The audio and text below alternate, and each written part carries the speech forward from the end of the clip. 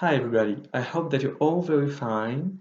And first of all, I'd like to begin this first video of MG Fan official YouTube channel by explaining just why I wear this kind of mask, which is quite strange, of course, and which could even be frightening for viewers.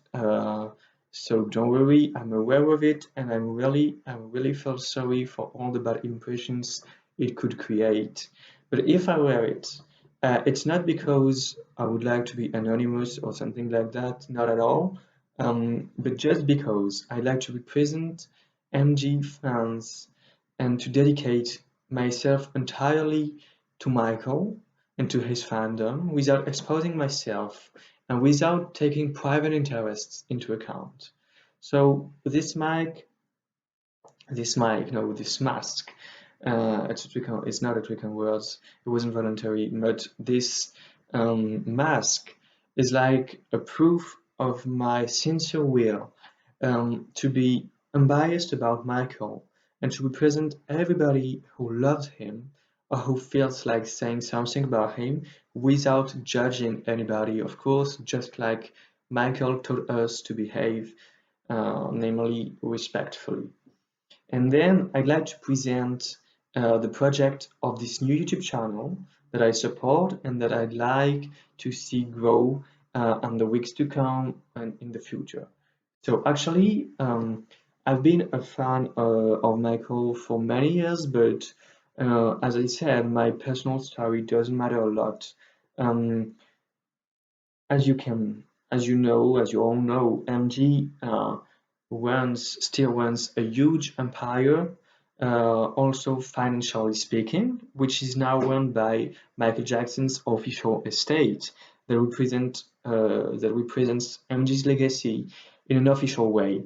But as you can see in the press, many people who knew Michael personally have something to say about him, and it's not always very kind. Of course, I'm referring to Leaving Neverland's outcry, which has had a big impact, unfortunately, on Michael Jackson's image, but not on his album sales. So it's a good point.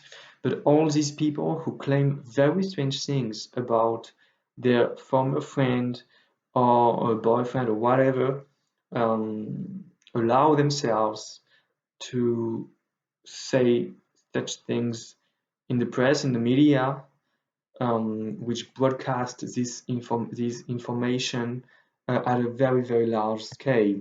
And to my mind, there's no doubt that Michael had always had a very special relationship, a deeply rooted bonding with his fans, with us, his fans, and considering them as an important part of his life, of his career, and just loving them. And of course, I'd like to mention the fact that, of course, we're not his children. We're not Prince, Paris, nor Blanket. And it seems very important to me that we don't cross the limits of his privacy. I absolutely want to respect the laws which protect Michael, which protect his legacy. I want to respect his family and his privacy, and I absolutely don't act in a revolutionary way or whatever, even though wearing a mask can seem quite strange, but I explained why I wear it. Um,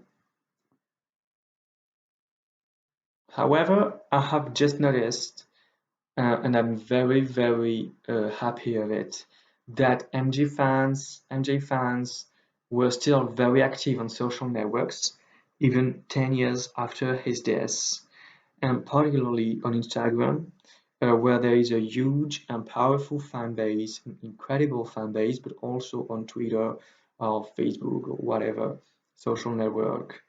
And it's a very, very good thing. But I also noticed uh, that there is absolutely no institution or organization or association that represents fans of Michael very clearly in a kind of official way. You know, of course, every fan behind every fan there's a human being, an individual, which has his own way to love Michael or to love his music or his messages, because of course he led us a whole philosophy of life. But even though we're all different, we all have our own opinion about Michael and about everything on earth. Of course, I think that in Michael's interest, we have to be united. So I'd like to create this YouTube channel to represent Michael Jackson's fans officially and to make our voice heard.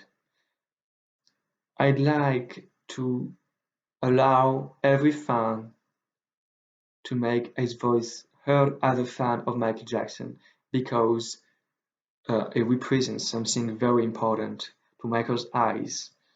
Mm, I thought about creating this channel for I have thought about creating this YouTube channel for like many years, but I didn't know if if it would have an effect, of course. Then I decided to do it now, 10 years after his death, because I was particularly shocked in June uh, about the tributes to Michael Jackson that were very, very rare.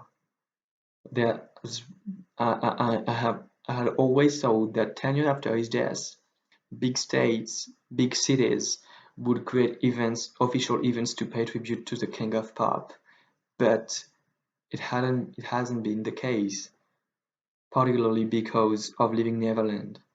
Um, and it has been a shock to me. And I I thought that of course fans all fans want to protect Michael, but we don't have we don't have enough um, union to make our voice heard.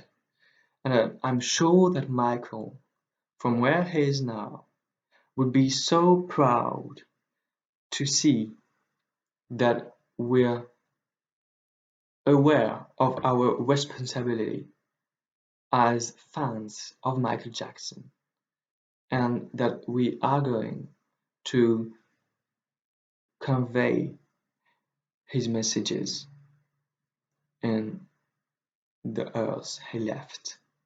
So of course it would mean the world not to me, because once more I'm not personally implied. I don't want to be implied personally in this channel. So it would mean the world not to me but to Michael and to all his fans as a group. For you viewer to like this video, to share it to your friends or to the ones who you know and who are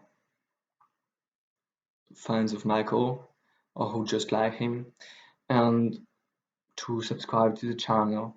And I'd like to say that I don't know yet precisely what this channel will become, what form it will take, but I just like it to become a space uh, dedicated to Michael Jackson's fans and to their expressions.